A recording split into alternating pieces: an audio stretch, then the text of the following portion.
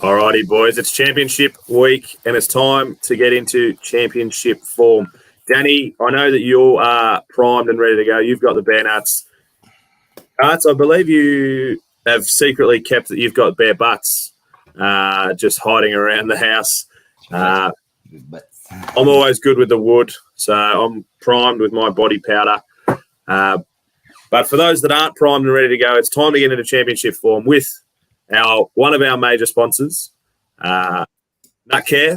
Nutcare is proudly Australian and is taking down on a grooming to the modern day man. It's always pretty recent, been voted the number one weekly grooming brand's care with bare nuts, as you just showed up on the screen. Carts, the pubic hair removal cream. Nutcare is revolutionising male grooming. It's a Friday. I'm feeling a bit tongue-tied. As proud supporters of Any Given Sunday, and all of our sponsors are the same, use the code Any Given Sunday, all one word, for 10% off your first order at the checkout, and a discount will be applied. Nutcare is essential grooming for men, boys. And it'll make you smoother than that ad. Brown 45! Brown 45!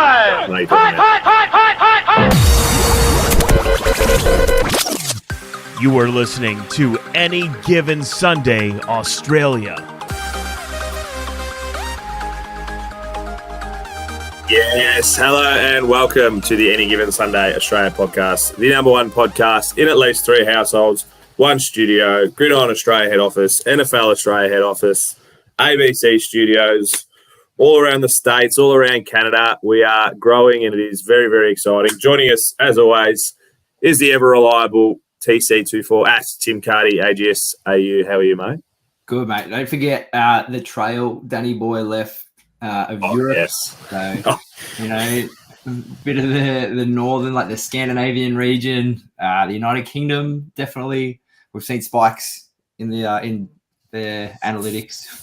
100%. Also, we can't forget all the support we get from all the crew at work as well. I got sent a photo last night from Utah of people rocking our merch. It was actually merch volume 2 as well. Like, that's some vintage merch, so I'd love to see it. Bloody oath. I do get a lot of photos of merch floating around. I've got to put them up and be a bit better. We love merch on tour. Merch on tour is good fun.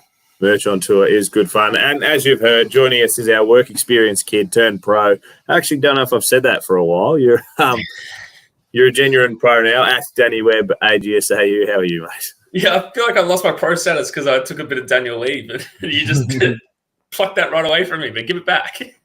You're back. You've strung a few weeks together. You've just remembered how it all rolls. You're back. Straight back in the swing of things. Just ready to knock this one out of the park. Yeah, it was a very, very exciting week, very big week for 4 teams in particular, not as big for the other 4. A few coaching roundabouts have got off the roundabout. Merry-go-round? The merry-go-round, yeah. Maybe. The carousel, yeah. They've all jumped off or jumped on, whichever way you want to look at it, which we will go through soon. But it was a big week, our divisional week. I was going to say wildcard weekend. No, divisional week. 4 teams, as I said, have moved on to the championship week, which we will get into. 4 big games. The biggest game, obviously, probably the last one, if we're honest. It lived up to its hype. The Bills and the Chiefs, the 3-point margin in the end there. But we're going to start right at the very start. The Ravens taking on the Texans. The Ravens getting the job done. Was there any surprises in there for you boys, or just Lamar doing Lamar things? It was good to see that the Texans really held their own for the first half, and it was looking ultra competitive.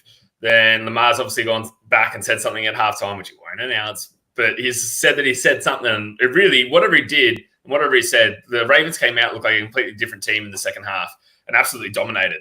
And their defense stood up as well. So it was just a really solid performance. They're looking like a threat. They're looking like a very, very big threat. And I think, as well, kind of important to note, Houston's only touchdown was from a punt return as well. So Baltimore's highly, I think, what did you say, Macca? You've always said they're kind of the 1 or 2 defense in the league all year. Yeah. Secretly, we didn't know for a long time. Yeah, and Houston definitely have overachieved for where everyone had them at the start of the year. But this was kind of the only blowout game of the weekend. Like you said, Danny, in it to half time, but then I think just the class of the Ravens and Lamar kind of came through, and that was pretty expected. Like obviously the Ravens smashed the line there. Pretty easy to sort of take that one before the game. Well, it was 10-all at halftime, and like you said, we're not going to say too much, but I think there was a little bit of rust from the Ravens, just to that week off, just getting into the groove of things again, and coming out second half. Well, they put 17 on in the fourth quarter alone, so they just need a little wake up speech from Lamar at halftime, and off they went back into business as usual. With the 2 1 seeds versus 7th and 4th seed, it was the two different games. One was a 3-point thriller, and the other one was what it ended up being 34-10. 24.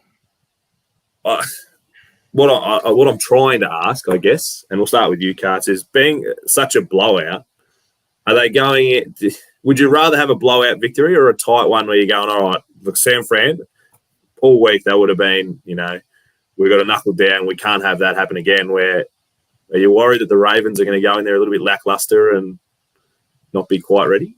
Nah, again, and there's always arguments for both sides. Like for the blowout victory, the Ravens would be like, "Yep, we've blown out the rust. We got back to playing the way we wanted to play." But then same thing for the 49ers. They'll be like, "Yep, that was a good tight game. We only got up by 3, but geez, we didn't play that well, but we got it done and we've blown out the rust." So I think that both teams will be positive. Like there's positives to either the big blowout win or the close, hard-fought win like the 49ers had over your Green Bay Packers, who are now knocked out of the playoffs.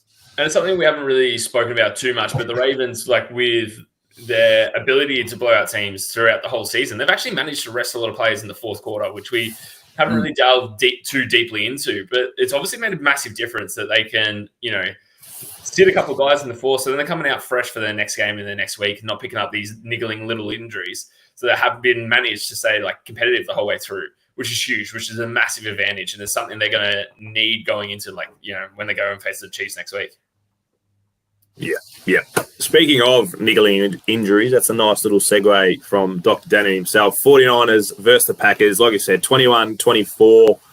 49ers getting the job done with a last quarter drive. Brock Purdy not looking amazing all day, but coming good when he needed to. But Deebo Samuel, Dr. Danny, have you heard anything? What, a little bit of a stinger on the shoulder? Is he going to be all right? Yeah, it's a tough thing with a shoulder injury, whether it kind of needs it for his tuck and run and his catching ability and stuff like that.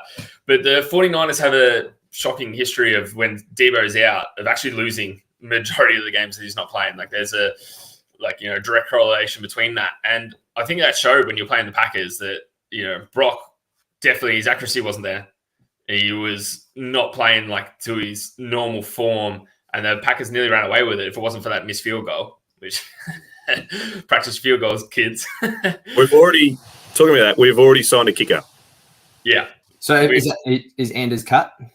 No, but I think it's competition for the kicking competition now. Yeah. I wouldn't be surprised if we draft one as well. So there's 3, maybe 4 in there really competing. I don't hate it. Yeah, well, it's exactly what you need. You can't because the Packers they were ultra competitive. What was it, 6-7 at halftime? Then Packers went on to score. I think it was 15 or something in the third. 2 touchdowns. Yeah. Yeah, but then had absolutely nothing in the fourth, which killed you.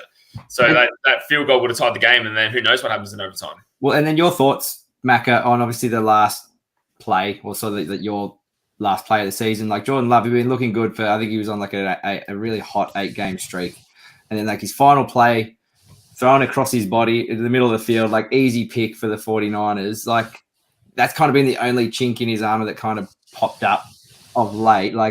Your thoughts on him taking the play there? And obviously, he's still your guy moving forward. But yeah, just what was your thoughts seeing that? Because there's still quite a little bit of time. That was 1st and 10.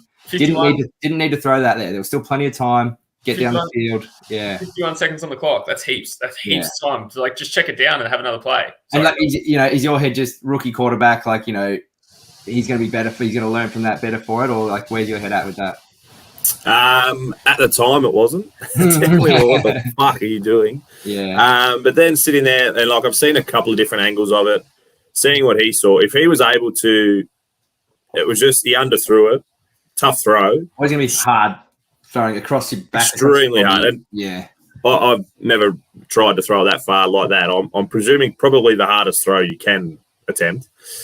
But if he gets it over that defense, we were gone. It was home. So I get it, but you're right. There was so much time. Poor decision. Goes into as well. Like you're making a miracle throw, or you just throw it away and you go. And that's you're right, only 1st and 10. Like he didn't need the miracle play right then. No, he didn't. And all we can do is hope that he does learn from it and move on. And yeah. Like he'd been playing outstanding, like lights out football, but that was just that one little chink, and it was glaringly obvious because it was the final play. It was over end of the game. And Greenlaw didn't want to go down. He just kept running and running. And Greg Olsen was in the commentary box. And he's like, he's got to get down. It's pretty funny.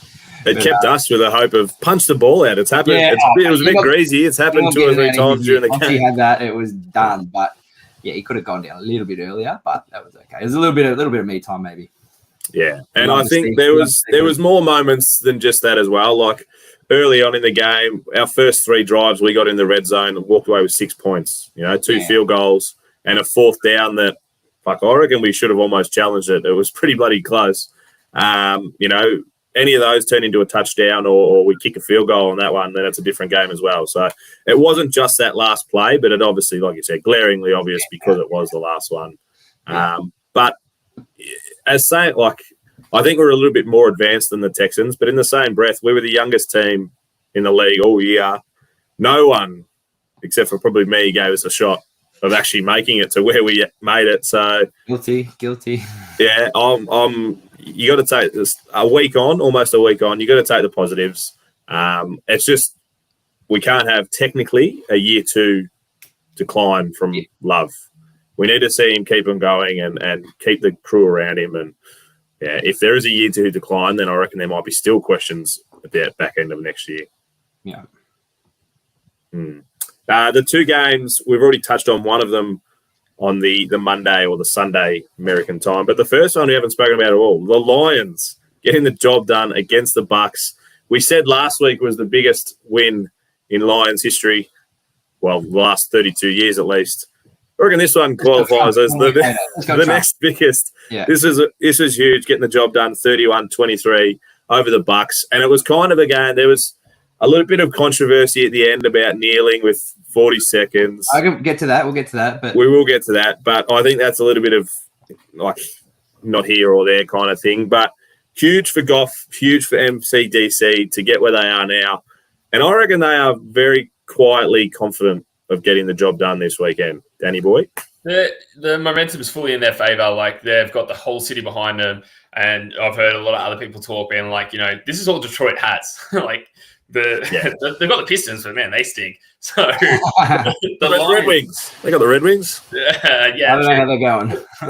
But, it's a blue collar town. Like the sport and it's like what their whole focus is about. And now that the Lions are finally here after so many years, and Goff just threw the ball amazingly. He had 30 completions. He was 30 from 43 for 287 yards, with 2 touchdowns. He's playing well. Jahmyr Gibbs, Montgomery, the combination of those 2, they're just looking like an absolute solid team.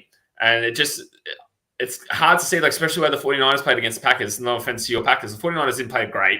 No.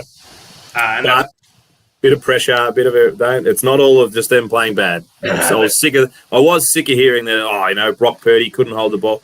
Our defensive pressure, not to go backwards, sorry, but our defensive pressure was fucking elite early on. So, all right, we'll wrap it up there, mate. Go on. That's my bad for mentioning them. It's your fault. But the Bucks and Baker Mayfield actually put up way more of a fight than I was expecting, because it kept on going. The Lions might get 2 scores up or whatever, and I was like, cool, the game's over. I can kind of sit back and relax and go back to pottering around my day. But I couldn't. I was so glued to the TV, because then Baker Mayfield would just come back at it. He threw for 349 yards and 3 touchdowns. Yes, he threw 2 interceptions and they were bad interceptions, but he was obviously playing for his career. He's playing for another contract and trying to get an extension to potentially either stay with Tampa or move to another team that actually desperately needs him. But they put up way more of a fight than the scoreboard kind of shows, I think. It was their blitzing defense at the start was actually putting a fair bit of pressure on Goff, but then, they worked it out. They overcame it. And like you're saying, this Lion team, I think it's going to go far.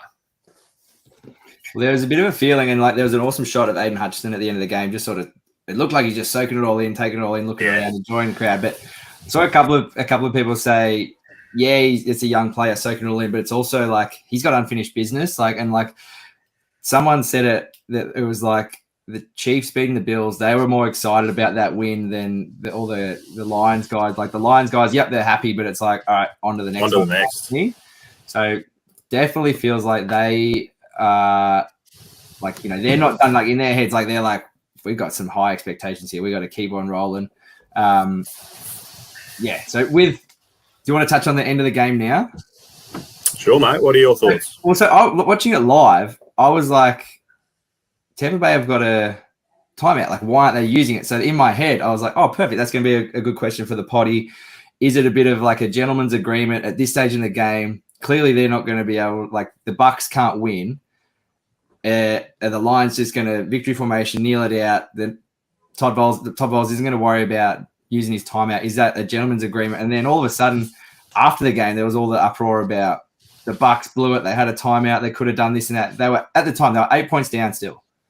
So they had to because Goff knelt early. So the thing was that they could have, I think they would have had to kick a field goal, maybe block a field goal, get it back for a touchdown. A lot of stuff had to happen. Like, I think there's a lot of controversy. Like, the way some people were talking about it was like there was a guaranteed chance the Bucks could win. A lot of shit had to happen. I think that's it. If the Bucks took that time out, they win. That's game over. Yeah, but I think just so Todd Bowles, I think it was just being realistic about it. But yeah, I just thought in the moment of seeing it live, I was like, oh, they got a timeout, but they're not using it. I was like, oh, it must just be like they've looked across the sideline at each other. The coaches, MCDC had told have just been like, yeah, no, this is done. Like, no worries. And I think you're right there because they did have. So go back to the very first down. They had, even if they took the time out, it wouldn't have mattered. They could have still knelt the game out. They had the time. Under their belt. So I reckon there was a bit of a, Todd Bowles going, you were better than us on the day. And I think I've heard sometimes it's like take the headsets off and like that's almost that's fine. It's game. We're not calling it. And could have been the ultimate fuck you if you did go time out. Yeah, well, it wasn't like he wasn't aware they had one. He addressed it in the press conference straight after the game, saying, "Yeah, look, we were 8 points down. They were just going to kick a field goal." And so yeah, it was. I thought there was a lot of controversy. Like a lot of people, like, "Oh, there's still so much time left." Like, not really. Yeah, and like you said, I think the second kneel they did after 16 seconds. So, like, it was 100% just going. You know what?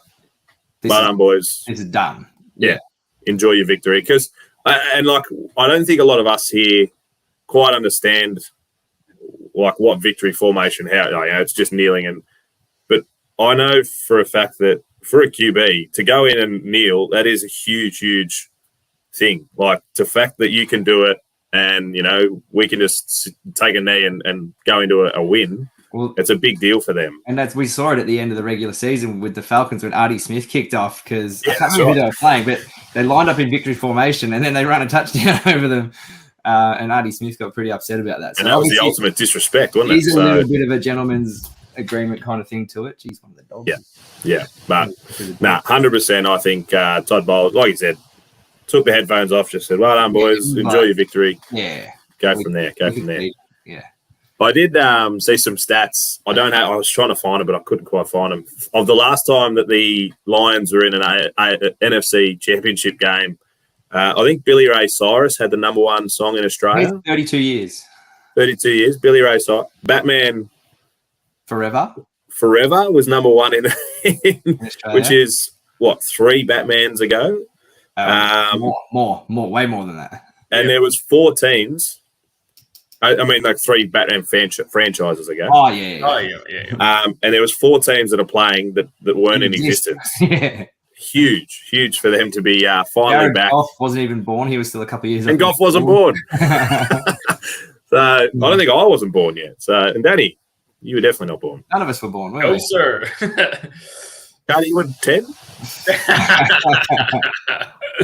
I might have been kicking around. Kicking. You were playing Auskick.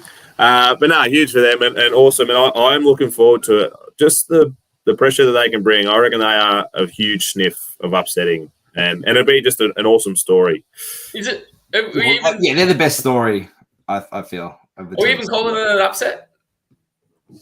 If they go with the 49ers, are we calling it an upset? I think Did they finish 2 or 3? 3. Dallas finished 2, didn't they? Mm. So they're a good team. It's not, like you said, it's not an upset. They're a good team. But it would be going over who the 49ers are. But also, quickly, just to finish, to end the game as well, another interception. It was thrown by Baker. Sorry. Derek Barnes got his first interception in 3 years. It's 3 years. Yeah.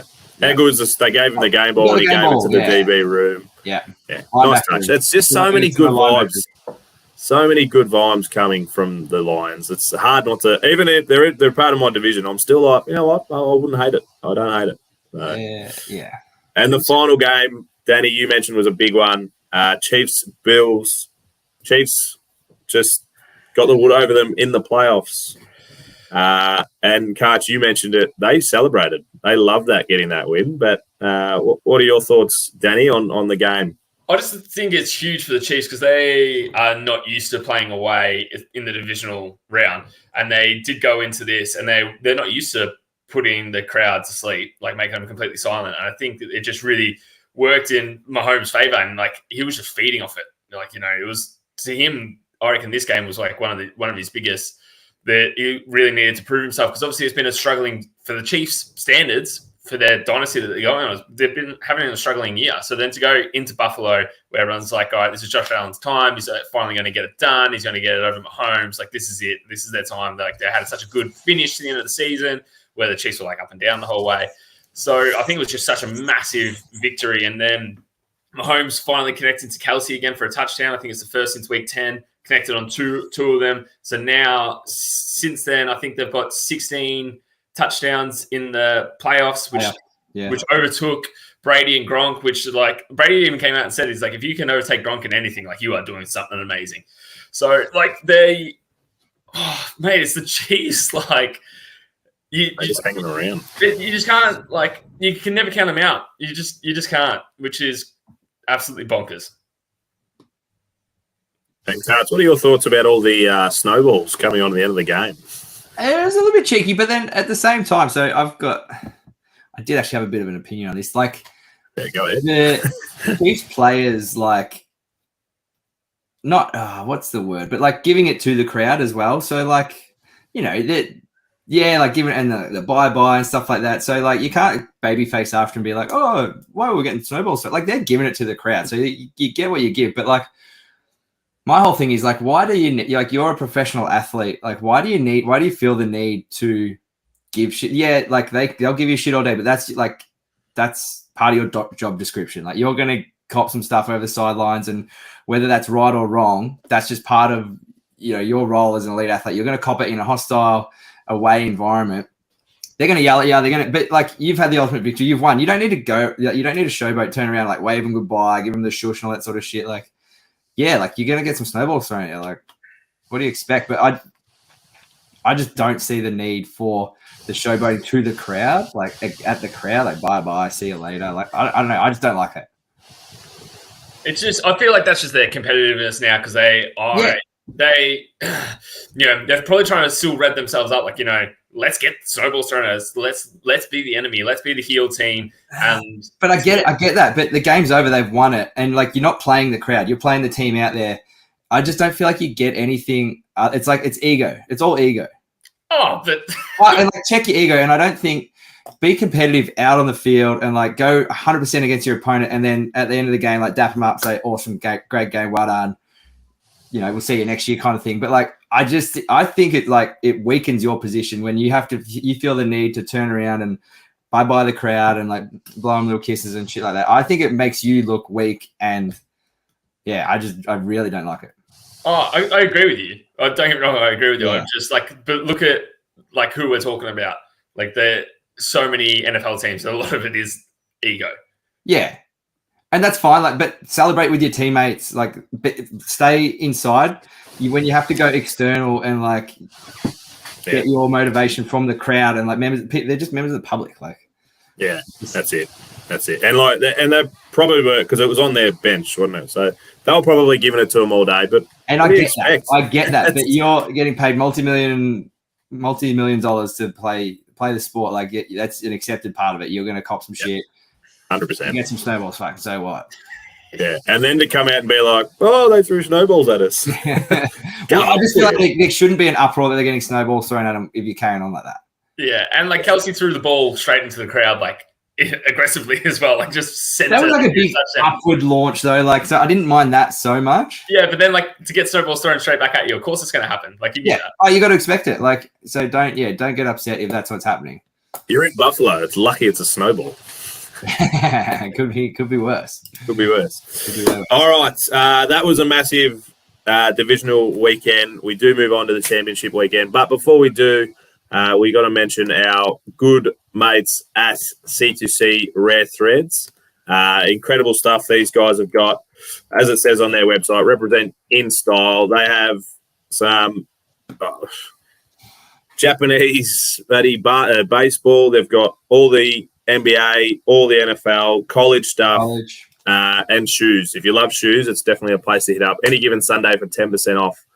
These guys are great supporters. Before we get on to the championship week, we've had a few coaching roundabout carousel jumper on and offerers, as like we mentioned. Well said. Cards, we'll start with your Raiders. They've hired Antonio Pierce. Happy? Not happy? Huge. He had the backing of the locker room and the players and everything like that. I think even Max Crosby came out and said, in not so many words, I'm leaving if you don't hire Pierce. So awesome. He obviously, you get the new coach bump, but there was just marked improvement when he became interim coach this year. So happy with that. And also we grabbed the GM from the Chargers, Tommy Telesco. So Telesco, he was let go mid-year, wasn't he? He was let go, I think, the same week that Staley was. So in a little in-division sort of transfer for him. So interesting, but good. Happy with both those hirings. And the Raiders have a past of bringing in an interim coach who does really well and then shipping him off. So good for you for getting him. We've changed the couple of ones that, again, like last year, in the background, DCs or defensive back rooms that are getting jobs, or OCs that are getting jobs. Titans with Brian Callahan, and Panthers with, is it Dave Canales? Yeah. Any of you heard of those boys? Callahan, yes. Canales, whatever it could be. Haven't heard of it. He was the quarterback coach for the Seahawks when Geno had his comeback year, and then he went to be the offensive coordinator at the Bucks this year when Baker Mayfield's kind of had a resurgence. So I think the Panthers have gone for this hire in the look of we've got Bryce Young. We need something for Bryce. We've got to help him out somehow. Yeah, we did everything to get Bryce. Let's make sure he performs. And he's like, so I think they're looking at the history that he's had over the past 2 years with getting Geno to where he needed to be. And obviously we've just seen what Baker's done, as much as he's not my favorite player of all time, but he has dramatically improved this year. Yeah. So I think that's why they've gone for this hire. Yeah, perfect. I think we kind of touched on it last week with Jared Mayo getting the job at the Patriots. That was in the pipelines for quite a long time. So, they were calling him Jared Belichick for a while. So he is just the next man up. But the biggest one that has just been named in the last 24, 48 hours, Jim Harbaugh is back in the NFL at the Chargers. Interesting fact, the Chargers play the Ravens, so the Harbaughs will play each other next year. Oh, that's awesome. It's like the NFL knew that was happening. Yeah. Is it scripted? You might say. He brought Michigan back into prominence in college. Can you do the same with Herbert and the Chargers? I think that they're doing everything they possibly can to get Herbert and the Chargers to take that next step, which everyone's kind of been expecting them to do for quite some time, and they've essentially come up short year after year. So I feel like this is going to be the best thing for him. I think Harbaugh gone there, he obviously sees something with this team. He wouldn't be joining, I couldn't have seen him going to the Panthers or something like that. And can't see him joining a struggling team, not especially after the success he's had in college and the success he had at the 49ers, So he obviously sees something with this team and he reckons he can take them to that next level.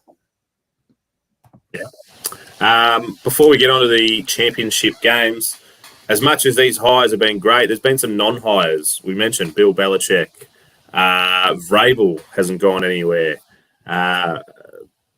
Old mate from the Seahawks, I've forgotten his name. Pete Pete Carroll. What are your thoughts on these boys not getting jobs yet? Well, so there's two teams left now, isn't it? It's just the Seahawks and the Commanders. Oh, yeah. So the Falcons it's just been, I think, literally just as we were going to air, Raheem Morris is expected to be, I'm not 100% sure if it's been confirmed yet, but Raheem Morris to the Falcons, which was, I think you're about to say, Danny, where Bill has, the only interview Bill's done was with the Falcons. And he had a second as well. Yeah, which is really interesting because the Falcons have obviously gone for a defensive-minded coach because he was the DC for the Rams. So, just interesting decision from the Falcons. But maybe Bill's done. Maybe that's it. Well, I still feel like it's like with these guys and the caliber of these guys, it's like them choosing where they want to go. So I've got to feel like hasn't wanted the job. Like if he wanted it, it's his. That has to be the case. Yeah. I can't see him going, I want to come there. Like, it was always leaning that he was going to the Chargers, but it's probably just the fact that he has all the leverage and it's like, all right, working out the deal or whatever. They've come to terms now, but it just feels like the ball's in Bill's court. Like if he wants to go somewhere, he will. Last thing before we move on from this, could you see those three especially stepping back and going offensive or defensive coordinators? No. Vrabel maybe. The other two, I think it's too hard. Like they've been head coaches for so long. Like I don't know. Does it not that they might be worried about that, but like does it hurt their legacy taking a step back and going to a? I don't reckon, mate. If obviously the Packers have just let Joe Barry go as our defense coordinator. If we had Bill Belichick as a defensive-minded coach, his defenses have never given up, anything. If he come in and just said, you know what, 2 years to go, I'll come in and be a DC. Oh fuck, I'd love it. Of course, he'd love it, but I don't know if Bill wants to do that. No, I reckon he does. We'll just heard it here first. All right, championship weekend. Well, championship Monday for us. Nice and early start, 7 a.m. for us, and 10:30 the second game. But Chiefs Ravens, first cab off the rank. Yeah, that's the same. Yep. Carts, I'm presuming you've got the lines and everything like that. Yeah, so it's in Baltimore at what's it called? M&T Bank Stadium. M&T Bank at the bank. The line is 4 points. Obviously, the Ravens are favourites there, so -4 to the Ravens. Head to head, the money is $1.50 for the Ravens, $2.65 for the Chiefs, and our total over under is 44.5 points. So I think they're expecting. Last I heard, like decent weather. So not going to be a snow game, not too much wind. So that sort of leans a bit more towards some higher scoring there. But yeah, 4 points is the line. It's interesting as well. The last time the Chiefs faced the Ravens in the playoffs was 2010 wildcard matchup, and they lost. And then the last time, more recently, the Ravens faced the Chiefs in the regular season was in week 2 of 2021. And the Ravens actually got that done 36-35. They've had some close matches, like the last few times they played. I think I saw a little graphic. It was 4 games going back to like 2018, and it's been like close games, like maybe an OT game here or there. So some tight games. I think you can expect this one to be pretty tight. The Chiefs, like stupid thing. The Chiefs are the Chiefs kind of thing, but I think just the Ravens have been such a wagon this year. Like their defense is like, and the question marks for the Chiefs have been around their receivers, and like Patrick Mahomes is not the issue. He's putting the ball where it needs to be. It's the receivers dropping all these balls.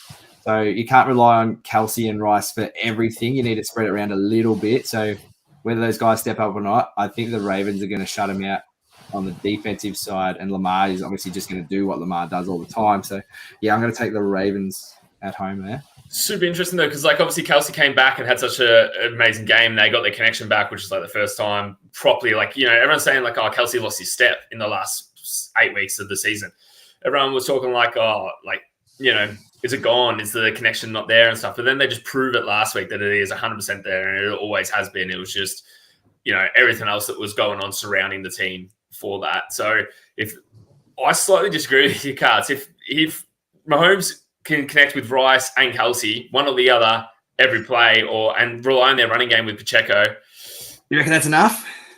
I just think, like, obviously the NFL scripted, so they're probably going to go. they need Taylor at the Super Bowl. 100%. Like, yeah, and then you know, join Usher for a little halftime show. Which you also do. No, I don't know. It's going to be a super tough matchup. It's going to be, I reckon it's going to be unbelievably close. It's probably going to come down to the defense and who can stop both these offensive juggernaut teams. Like everything that Lamar's doing, Andrews is probably coming back. We've said it every week. From all reports, yeah. But Isaiah Likely's filling in for Andrews anyway. Well, I know. So imagine he gets both those guys in. Oh. Well, perfect. Like, you know, perfect situation for him. And like, I just think the Ravens might have too many potential receivers and tight ends, you know, to confuse the defense enough that they might be able to slightly pick them apart. It's going to be such a tough matchup. I'm really excited for this one.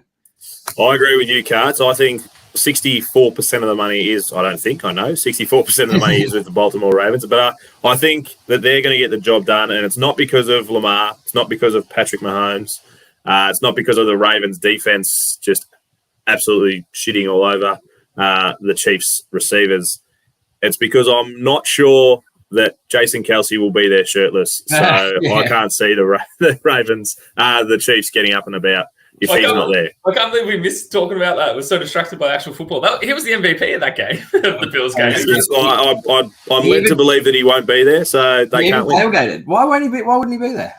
Because I think his missus might have had something to do with it. I think he said that was my one pass, and he's like, I've used it. Oh, mate, surely. That's what he told me on the weekend anyway on the phone. Yeah. We're just messaging back and forth. He said, my head's a bit sore the next day. And did you see him getting out of the box and then turning around and jumping back in like that was okay. Getting back in was very impressive. He was elite. He just springs in the calves. Just because he's a big man doesn't mean he's not an athlete. He's still an athlete. High twitch fibers. Yeah. But I do agree. I actually think, the Chiefs, they played pretty well. And like you said, the other Kelsey, or Kels, whichever way he wants to be known, and Rashid Rice. Did you not know about that? Apparently, Papa Kels has come out and said, our name's actually Kels, not Kelsey, but that's another story. But the Bills' defense has been absolutely plundered, and they were 3rd, 4th, 5th, 6th stringers. That's not going to be the case with the Ravens. They are number ones all over the park. So I reckon they will just strangle them. You know, it could be close to halftime, but there'll be another speech from Lamar, and they'll come out and they'll beat them. There we go. Moving on. Just to be clear, before I was flip-flopping, I'm also taking the Ravens because it's a matchup everyone wants to see. But I'll get to that after we talk about this next one. Lions, Niners, 10:30. Both 12-5. So there you go. The Lions finished 3rd in the conference, but they were both 12-5. Heading into, it's not Candlestick anymore. Levi Stadium. Levi's. Santa Clara. Carts, you started last time. So Danny, thoughts? Just quickly, do you want the stats? Do you want the stats on the market? Right. Holy shit, Batman. Yeah, go on. Over under, much higher here, 52 points. So expecting a lot more points on the board, but it is a 7-point line to the 49ers, who are also well ahead in the money head-to-head. $1.31, the lines are $3.50. That's crazy to me. Like, that is a massive line. I wasn't expecting it to be that big, especially with the momentum that the Lions have coming into this.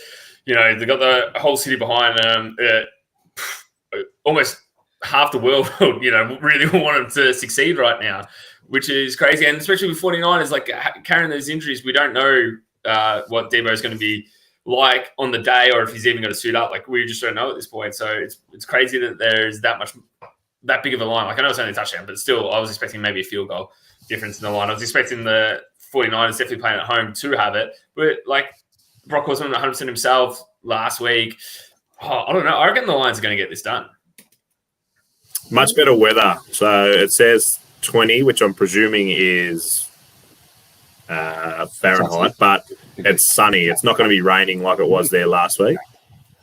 Yeah, I don't know. 75% of the money is with the 49ers, which, again, I'm agreeing with you, Danny. I reckon this is going to be a lot closer. So I'm definitely picking Lions at the under. Yeah. At the line. We're going to take them at the line. Yeah, that's right. Because they're starting 7 ahead. Yeah, I think, like, I agree. Like, if you're tipping with your head, you're going with the 49ers. You're tipping with your heart, you're going with the Lions here. Because, like, they're just the best story and all that sort of thing. The 49ers, aside from Debo, I was just having a quick look at the depth chart. Overall, their list much healthier. There's a few questionable guys for the Liners. Even, like, Laporta, like, he's had that knee niggle that's sort of been hanging around for the last few weeks. Josh Reynolds is questionable. So a few guys on the offensive side of the ball just listed as questionable there for the Lions. So 49ers looking a little bit healthier overall. At home advantage as well. I think you got to take the 49ers. But, yeah, I think it'll be a bit closer than what the bookies are thinking there with the line at 7. So I think the Lions will cover. I saw something amazing on the internet, and I've just got to share it. So it's talking about the Super Bowl that, you know, everyone wants. We're probably looking at the Ravens and the Lions, right? That's the Super Bowl that everyone wants to happen. The Super Bowl that most people are expecting is probably the Ravens and the 49ers. And then the Super Bowl that's in the script, it's probably going to be the Chiefs and the Lions, isn't it? That would make, that, like, in script-wise, that's the one. Why would that be the one in the script? I would have thought Chiefs 49ers would be the script.